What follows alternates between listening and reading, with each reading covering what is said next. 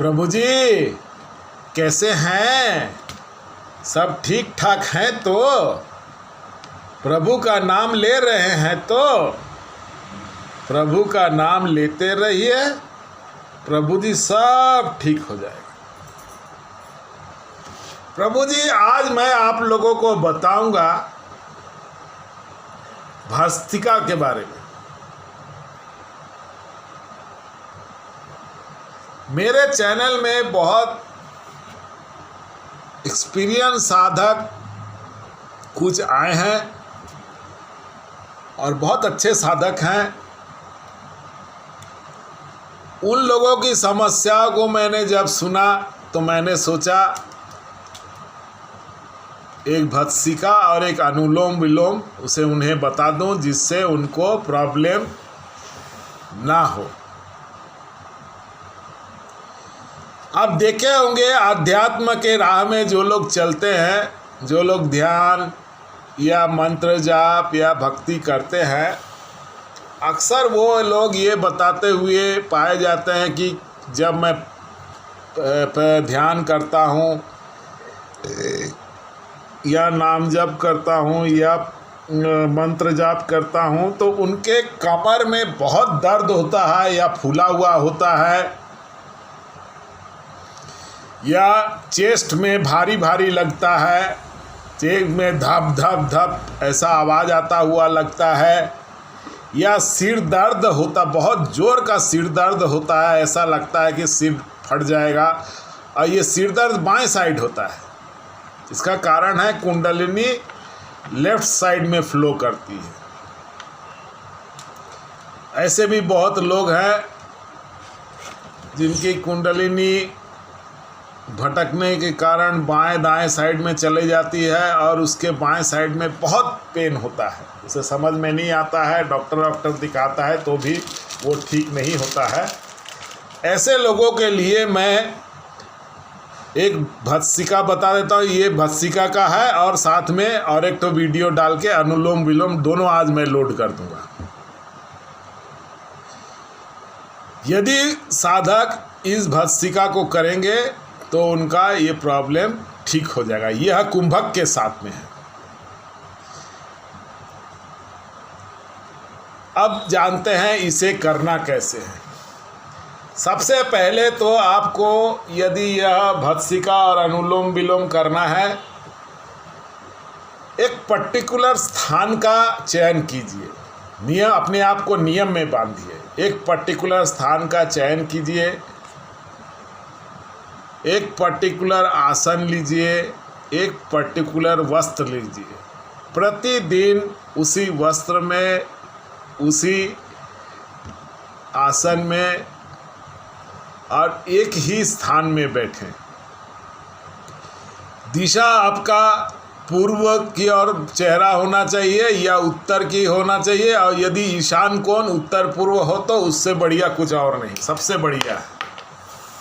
प्रतिदिन चारों चीज़ों का स्ट्रिक्टली फॉलो करेंगे और करने के बाद में आप आराम से आसन में बैठ जाइए। ज़मीन में कीजिएगा, बिस्तर में मत कीजिएगा।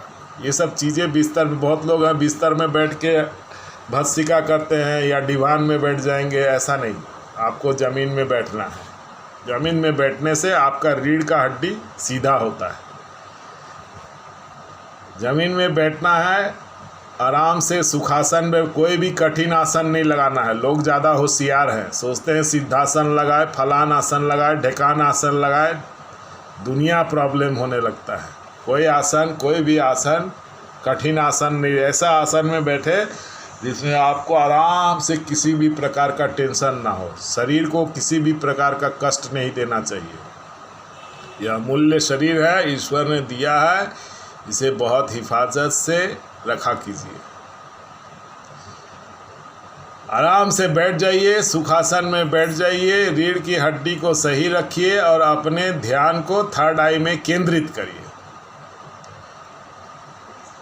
केंद्रित करने के बाद में 2 लंबा सांस लीजिए। नाक से लीजिए, मुंह को बंद करिएगा और नाक से श्वास को लेना है, छोड़ देना है, थोड़ा देर रुकना है, फिर सांस को लेना है, फिर सांस को छोड़ देना है। छोड़ने के बाद में आपको बैठ जाना है। बैठ जाने के बाद में आपको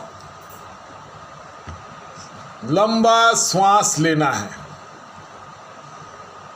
लंबा श्वास लेना है और यह 7 काउंट तक लेना है। कितना काउंट तक लेना है? 7 काउंट तक लेना है।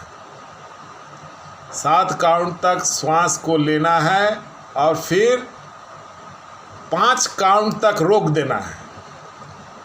श्वास को लंबा लेना है, 7 काउंट तक लेना है, 5 काउंट तक श्वास को रोक देना है। काउंट आपको जैसा बने वैसा लेना है। ऐसा नहीं है कि सेकंड के लिए घड़ी लगा दे, आप डिस्टर्ब हो जाएगा। आपसे जैसा काउंट बनता है वैसे ही काउंट कीजिए। जैसा बनता है वो अपने आप सब सेट हो जाएगा। 7 काउंट तक श्वास को लंबा लेना है, 5 काउंट तक श्वास को रोकना है और फिर 7 काउंट तक श्वास को छोड़ना है। और श्वास को जो छोड़ना है वो आपका हिट करना चाहिए मूलाधार चक्र को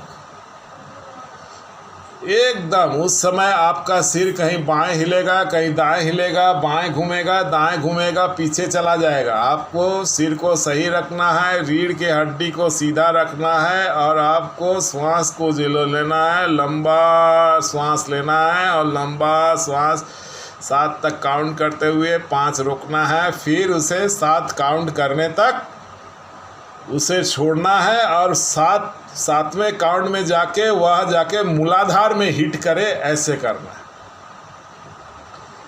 इस तरह से आप करिए। आपको जितना देर तक आप कर सकते हैं करिए, लेकिन जहीं आपका शरीर गर्म होने लगे या आपको असहज फील होने लगे, आपको उसी समय इस भस्त्रिका को रोक देना है। रोक के एकदम शांत मुद्रा में बैठ जाना है और आपके शरीर में जो ऊर्जा का फ्लो हो रहा है उसको अनुभव करना है। यदि आप इसको करते रहेंगे 5 बार, 7 बार, 8 बार, 10 बार, 12 बार, तो आप देखिएगा आपको शरीर में ऊर्जा का फ्लो शुरू हो जाएगा और आपको आपको असहज फील हो, हल्का हल्का कंपन होने लगे, आपको उसी समय रोक के उस ऊर्जा को शांत करना है, माने अनुभव करना है और आराम से बैठ रहिए। भले से 1 मिनट लगे, 2 मिनट लगे, आस्ते आस्ते शांत हो जाइए।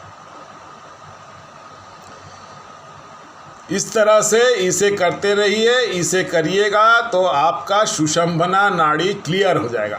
मेन चीज़ क्या है? कमर में दर्द हुआ या हार्ट में जलन हुआ या हार्ट में दर्द हुआ या धप-धप हुआ या सिर में दर्द हुआ, इसका होने का कारण ये है उनका सुषुम्ना नाड़ी क्लियर नहीं होता है।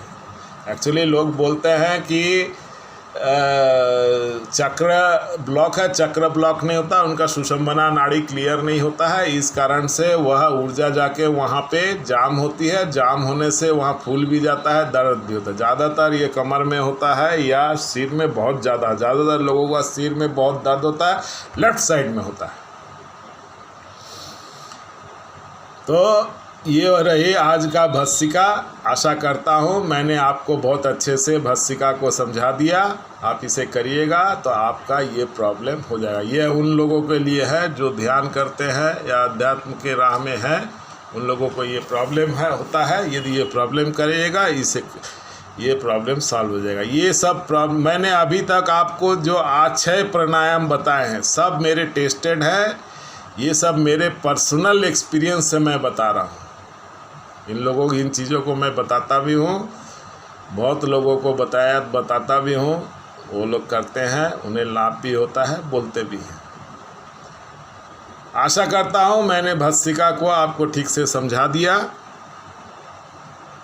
मेरे चैनल को लाइक कर दीजिएगा, सब्सक्राइब कर दीजिएगा, शेयर कर दीजिए। धन्यवाद।